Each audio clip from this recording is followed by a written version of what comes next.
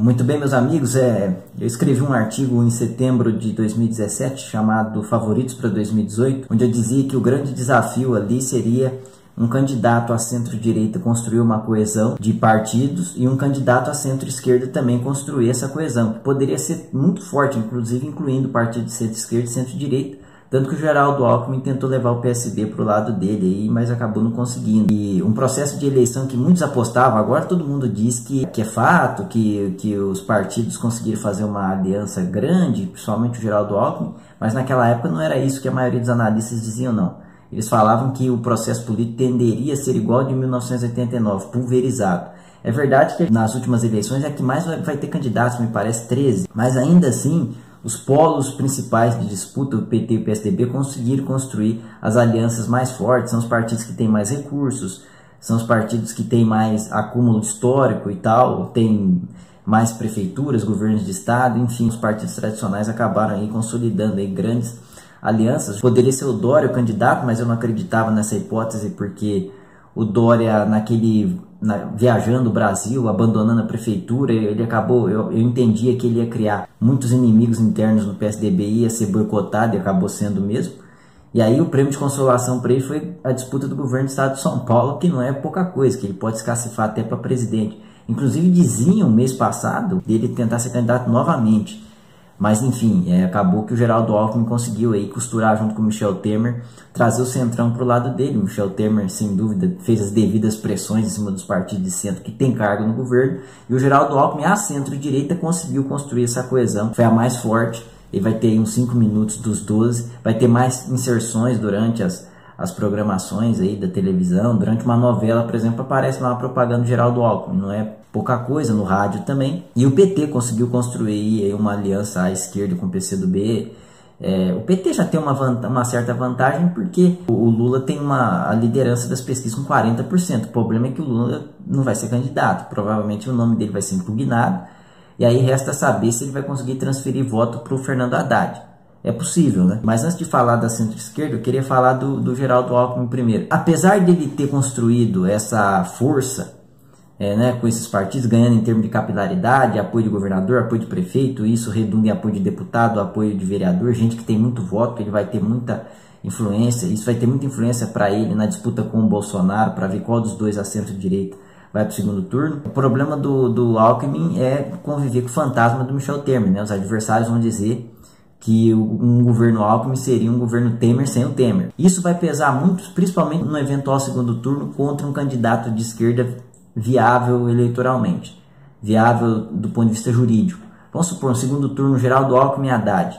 Vai voltar todo esse discurso, é só ver a carta do Lula, que fala que a soberania nacional está em risco, que a política externa está sob comando do Departamento de Estado norte-americano, e ele, claro, destacando as conquistas sociais da era Lula, né, que havia crédito para o pequeno agricultor, para o estudante, para o aposentado, as políticas públicas de inclusão social na educação, as políticas de habitação como Minha Casa Minha Vida, enfim. O Lula está apostando o quê? A tendência é a esquerda no segundo turno se unir. É só ver aí os comentários do Haddad e da Manuela durante essa semana. Eles não atacaram o Ciro e estão dizendo que contam com o PDT no segundo turno.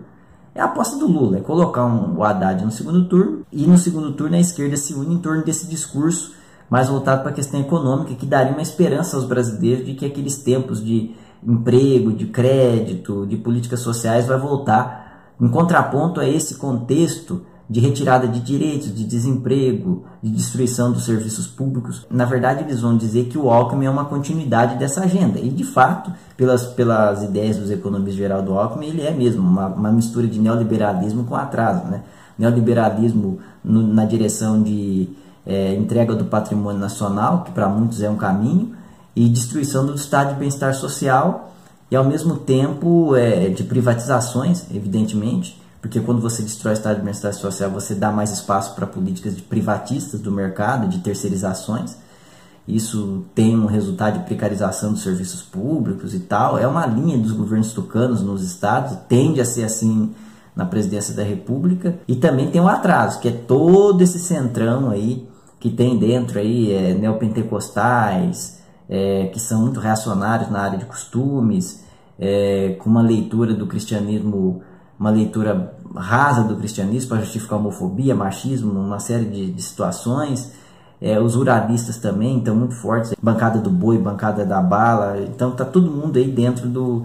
O espectro reacionário está mais na campanha do Geraldo Alckmin até do que na campanha do Bolsonaro, que é uma campanha muito fraca em termos de estrutura, tem 7 segundos só. Está apostando em rede social, mas em rede social hoje mesmo eu vi uma pesquisa que o João Amoedo é o terceiro em engajamento, entende? Então são bolhas, né, na internet, mas no mundo real é muito maior que o mundo da internet, então a internet não é decisiva, ela tem peso, mas ainda não é decisiva, para uma eleição presidencial principalmente, que é uma eleição majoritária. Então a situação política está mais ou menos assim, você tem o Geraldo Alckmin se fortalecendo nessa disputa com o Bolsonaro para ver quem vai para o segundo turno, e um Geraldo Alckmin apostando que o PT vai enfiar os pés pelas mãos com essa estratégia, porque ele sabe que no segundo turno, contra uma esquerda coesa, ele vai ter muitas dificuldades. Então, a centro-direita, o Geraldo Alckmin conseguiu construir aí uma coesão de partidos, a centro-esquerda houve uma coesão mínima, porque faltou aí o Ciro Gomes se aliar ao PT. Naquele artigo, eu vou deixar o link embaixo, eu também disse que haveria uma disputa entre o Ciro e o Lula para ver qual seria o protagonista dessa coesão, porque já se falava naquela época da possibilidade do Lula ser impugnado, ser preso e tal. Então eu disse que o Ciro Gomes poderia ser o herdeiro político do Lula ali, mas ele teria que construir essa situação. Ele até tentou,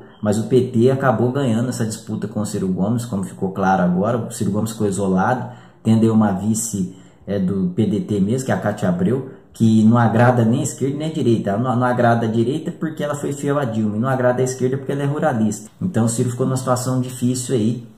E no caso do PT, o Lula acabou ganhando essa batalha junto com o PT. Normal que o PT disputasse, brigasse, o PT entende que foi tirado do poder por meio de um golpe parlamentar. O seu principal líder lidera as pesquisas com 40%, outras com 30%, 35%.